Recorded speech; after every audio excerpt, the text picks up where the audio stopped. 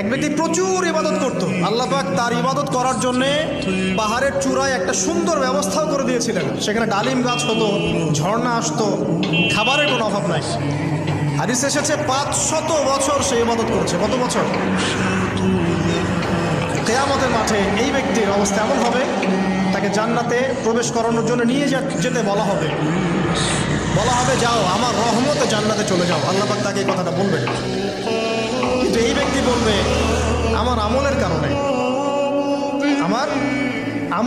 আল্লাহ পাক বলবেন আমার রহমতে জান্নাতে চলে যাও। ব্যক্তি বলবে আমার আমলের কারণে। আল্লাহ রাব্বুল আলামিন তখন তাকে দেওয়া সমস্ত নেয়ামতগুলোকে এক পাল্লায় করবেন, আর তার সমস্ত আমলকে আরেক পাল্লায় করবেন। একটা চোখের যে নেয়ামত আল্লাহ পাকের, সমস্ত আমল ও 500 বছরের ইবাদত এতটুকু হয়নি।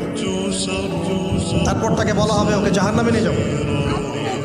এবার জাহান্নামে যাওয়ার সময় সে বলবে আল্লাহ